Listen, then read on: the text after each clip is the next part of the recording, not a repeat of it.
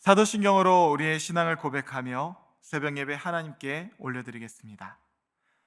전능하사 천지를 만드신 하나님 아버지를 내가 믿사오며 그 외아들 우리 주 예수 그리스도를 믿사오니 이는 성령으로 잉태하사 동정녀 마리에게 나시고 본디오 빌라도에게 고난을 받으사 십자가에 못 박혀 죽으시고 장사한 지 사흘 만에 죽은 자 가운데서 다시 살아나시며 하늘에 오르사 전능하신 하나님 우편에 앉아 계시다가 저리로서 산자와 죽은 자를 심판하러 오시리라. 성령을 믿사오며 거룩한 공회와 성도가 서로 교통하는 것과 죄를 사해 주시는 것과 몸이 다시 사는 것과 영원히 사는 것을 믿사옵나이다. 아멘.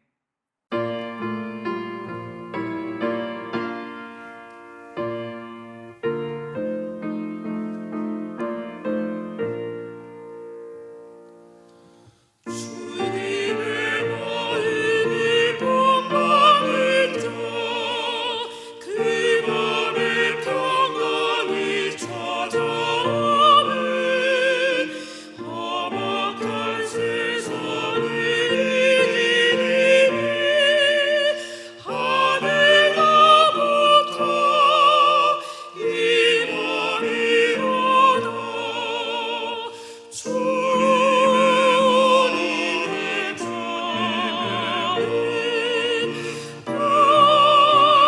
밤마다 살면서 죽도록 하신 나도 이루리로리. 주 모습 내 눈에 안 보이며 그 음성 내 귀에 안 들려도 내 영혼 날마다 주를 만나 신령한 말씀 늘 배우도다. 주님의 마음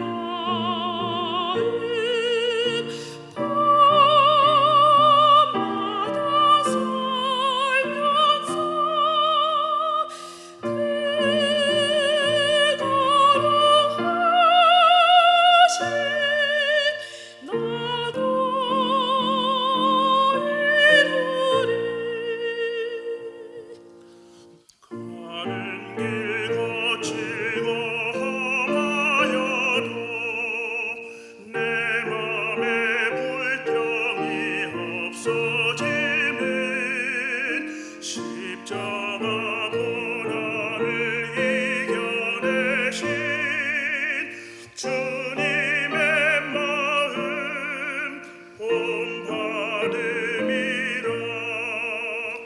주님의 마음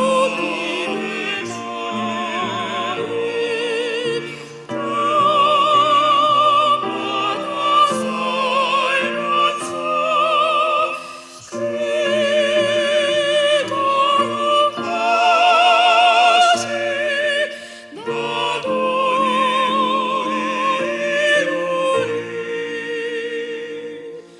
주 예수 세상에 다시 오시 그 날의 무성도 변화하여 주님의 빛나는 그 영상을 다 함께 보며 주 찬양하리.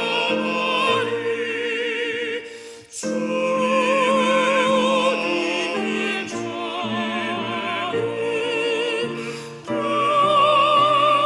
밤마다 살면서 되도록 하신 나도 이루리. 이 시간 우리에게 주시는 하나님 말씀은 디모데후서 4장 1절부터 8절까지의 말씀입니다. 하나님 앞과 살아있는 자와 죽은 자를 심판하실 그리스도 예수 앞에서 그가 나타나실 것과 그의 나라를 두고 엄히 명하노니 너는 말씀을 전파하라. 때를 얻든지 못 얻든지 항상 힘쓰라. 범사의 오래 참음과 가르침으로 경책하며 경계하며 권하라. 때가 이르리니 사람이 바른 교훈을 받지 아니하며 귀가 가려워서 자기의 사욕을 따를 스승을 많이 두고 또 그 귀를 진리에서 돌이켜 허탄한 이야기를 따르리라. 그러나 너는 모든 일에 신중하여 고난을 받으며 전도자의 일을 하며 내 직무를 다하라. 전제와 같이 내가 벌써 부어지고 나의 떠날 시각이 가까웠도다.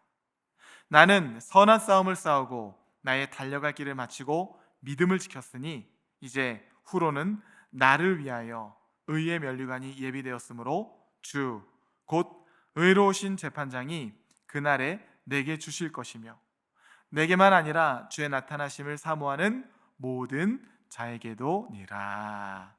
아멘. 함께 기도하겠습니다. 사랑해 주님 감사합니다.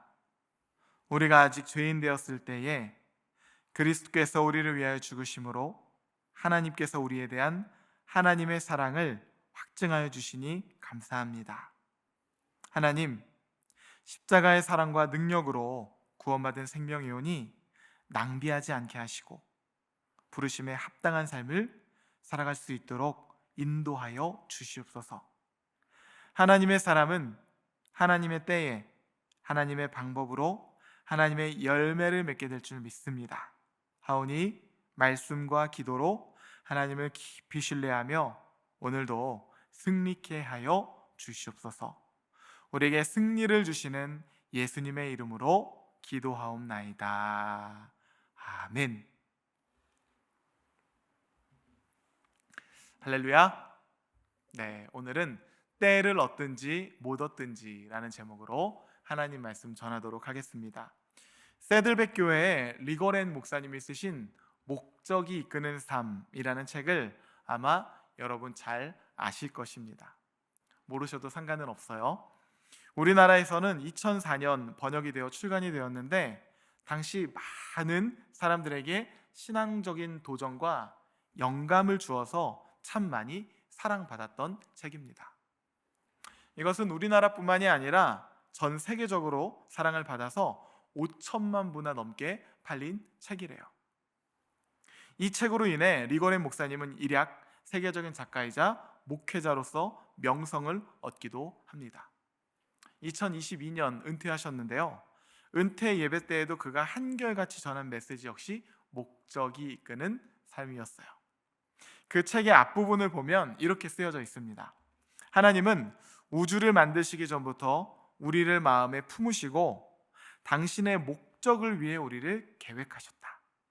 삶의 목적이란 우리 개인의 성취감, 마음의 평안과 행복감 이상의 것이며 가족과 직업, 그리고 우리의 가장 큰 꿈과 야망보다도 훨씬 더 큰 것이다. 우리가 이 땅에서 살고 있는 이유를 알고 싶다면 모든 생각은 하나님으로부터 시작되어야 한다. 왜냐하면 우리는 그분의 목적에 의해서 그분의 목적을 위하여 창조되었기 때문이다. 그러면서 커다랗게 5가지의 목적을 이야기합니다.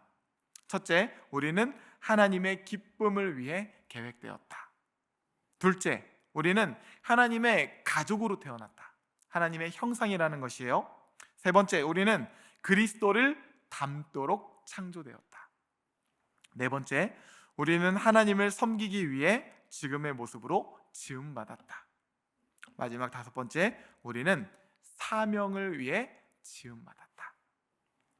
나는 왜 이 세상에 존재하는가? 부르심에 합당한 인생이 있기 때문입니다. 목적이 있는 삶이기 때문이에요. 그리고 자신의 삶의 목적을 분명히 아는 사람은 그 목적에 이끌리는 삶을 살기 마련이에요. 사도 바울은 누구보다 자신의 목적을 분명하게 알았던 사람이었습니다. 오늘 본문을 통해서 그것을 확인해 볼 수가 있어요. 오늘 본문은 바울의 유언적 메시지가 담겨 있는 본문입니다. 그래서 장례 예식에서 자주 인용되는 본문이기도 해요. 6절부터 8절까지의 말씀입니다. 전제와 같이 내가 벌써 부어지고 나의 떠날 시각이 가까웠도다. 나는 선한 싸움을 싸우고 나의 달려갈 길을 마치고 믿음을 지켰으니 이제 후로는 나를 위하여 의의 면류관이 예비되었으므로 주 곧 의로우신 재판장이 그날에 내게 주실 것이며 내게만 아니라 주의 나타나심을 사모하는 모든 자에게도 니라. 참 멋진 고백 같지 않습니까? 스스로 하나님 앞에서 얼마나 떳떳하고 당당하게 살았으면 이렇게도 자신 있게 자신의 삶을 회상하면서 더 나아가 자신의 영적인 아들 디모데에게 이야기해 줄 수 있을까 싶습니다. 제가 아버지가 되고 나니까 제 마음속에도 그런 바람이 생기더라고요. 자녀들에게 정말 부끄럽지 않은 삶을 살아야 되겠다. 하나님을 믿는 삶이 어떠한 것인지 오늘 본문의 표현을 빌려보면 목적이 이끄는 삶이 어떠한 것인지 아이들 앞에서 정말 잘 살아야 되겠다. 마음에 소원이 생기더라고요. 그런데 오늘 본문 사도 바울의 이 유언적 메시지를 보면 그는 이미 하나님의 부르심에 합당한 삶을 살았고 이제 하나님의 부르심에 따라 예비된 본향을 향해 나아갈 준비를 하고 있다는 거예요. 그러면서 자신의 삶을 회상하고 사랑하는 영적인 아들 디모데에게 권면하는 것입니다. 너도 이와 같이 하라. 이것이 여러분들의 고백이 되시기를 주님의 이름으로 축복합니다. 정말 그랬어요. 사도 바울은 하나님의 부르심에 따라 목적이 이끄는 삶을 살았습니다. 사도 바울은요, 여러분이 잘 아시다시피 가말리엘 문화생이었죠. 가말리엘은 당시 가장 훌륭한 대랍비였습니다. 대랍비는요, 예수님 당시 4명밖에 없었던 직책이었어요. 그 중에서도 가말리엘은 가장 인정받았던 인물입니다. 사도 바울이 가말리엘 문화생이라는 것은 그의 정통성과 탁월성을 뒷받침해 주는 것이에요. 유대인 중에서도 그가 유대인이라. 동시에 그는 로마 시민권자이기도 했습니다. 당시 로마의 시민권을 갖고 있다는 것은 지위가 높고 로마로부터 다양한 혜택과 특권과 보장받고 있는 이 신부님을 뜻하는 것이에요. 만일 그가 예수님을 알지 못했고 예수님을 만나지 못했더라면 자신의 이 모든 면류관을 가지고 평생 이 땅에서 왕노릇하며 살았을 것입니다. 하지만 다메섹 도상에서 예수님의 음성을 분명하게 들었던 바울은요, 더 이상 그렇게 살 수가 없었습니다. 왜냐고요? 그의 눈에서 비늘 같은 것이 벗겨져서 그가 거듭났기 때문이에요. 거듭난 사람은요, 보는 눈이 달라집니다. 가치관, 경제관, 사람관, 인생관 다 볼관자를 쓰지요. 관점이 달라져요. 그의 인생은 이 땅의 면류관이 아니라 하나님 나라의 면류관을 소망하는 인생으로 거듭났던 것이죠. 빌립보 교인들에게 편지한 빌립보서 3장 7절 8절을 보면 그의 주옥 같은 고백이 담겨 있습니다. 그러나 무엇이든지 내게 유익하던 것을 내가 그리스도를 위하여 다 해로 여길 뿐더러 또한 모든 것을 해로 여김은 내 주 그리스도를 아는 지식이 가장 고상하기 때문이라. 내가 그를 위하여 모든 것을 잃어버리고 배설물로 여김은 그리스도를 얻고. 예수님이 그의 삶의 디폴트예요. 기본값이에요. 기준점이라는 것이에요. 예수 그리스도의 부르심, 분명한 목적이 그의 삶을 이끌었던 것이죠. 리고렌 목사님이 말하는 성경적 우리의 인생의 목적과 참 많이 닮아있지 않습니까? 사도 바울이 지금 그 고백을 하고 있는 것이에요. 내 주 그리스도를 아는 지식이 가장 고상하기 때문이라. 그것을 위해서라면 무엇이든지, 심지어 자신에게 유익하던 것이라 해도 그것을 해로 여기겠다고 말하고 있죠. 실제로 그는 복음을 전하다가 구금이 되기도 하고 3번이나 태장을 맞기도 하고 심지어는 돌에 맞아 죽을 뻔하기도 했어요.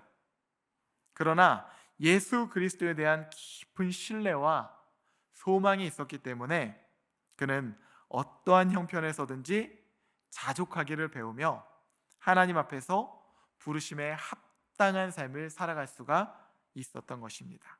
오늘 본문 8절 말씀이에요. 이제 후로는 나를 위하여 의의 면류관이 예비되었으므로 주 곧 의로우신 재판장이 그날에 내게 주실 것이며 내게만 아니라 주의 나타나심을 사모하는 모든 자에게도 니라. 원로 목사격인 사도 바울이요, 이제 막 목회를 시작하고 있는 연소한 디모데에게 편지하여 자신의 삶을 나누고 그 또한 모든 상황 속에서 부르심에 합당한 인생이요 목적이 이끄는 삶을 향하여 나아가기를 격려하고 있는 것이죠. 이 편지의 배경의 말씀입니다. 2절부터 5절까지의 말씀이에요. 너는 말씀을 전파하라. 때를 얻든지 못 얻든지 항상 힘쓰라. 범사의 오래 참음과 가르침으로 경책하며 경계하며 권하라. 때가 이르리니 사람이 바른 교훈을 받지 아니하며 귀가 가려워서 자기의 사욕을 따를 스승을 많이 두고 또 그 귀를 진리에서 돌이켜 허탄한 이야기를 따르리라. 그러나 너는 모든 일에 신중하여 고난을 받으며 전도자의 일을 하며 내 직무를 다하라. 그래서 사도 바울은 자신의 이 유언적 발언을 빌어 디모데를 격려했던 것입니다. 우리가 사는 시대도 크게 다르지가 않죠. 사람들이 바른 교훈을 받지 아니하며 귀가 가려워 자기 사욕을 따를 스승을 많이 두고 진리에서 돌이켜 허탄한 이야기를 많이 들으려 합니다. 그러나 그럴지라도 우리가 아직 죄인됐을 때 그리스도께서 우리를 위하여 죽으심으로 하나님께서 우리에 향한 하나님의 사랑을 확증하신 그 예수 그리스도의 복음이 전파된다면 복음에는 하나님의 의가 나타나서 믿음으로 믿음에 이르게 하는 능력이 있는 줄 믿으시기 바랍니다. 기록된 바 오직 의인은 믿음으로 살리라 함과 같으니라. 여러분 또한 하나님 말씀에 굳게 서서 때를 얻든지 못 얻든지 직무를 다하며 하나님 부르신 목적에 이끌리는 삶을 사시기를 주님의 이름으로 축복합니다.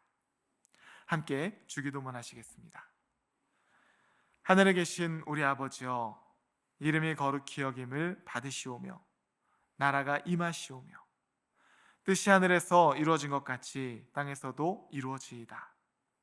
오늘 우리에게 일용할 양식을 주시옵고 우리가 우리에게 죄 지은 자를 사하여 준 것 같이 우리 죄를 사하여 주시옵고 우리를 시험에 들게 하지 마시옵고 다만 악에서 구하시옵소서. 나라와 권세와 영광이 아버지께 영원히 있사옵나이다. 아멘.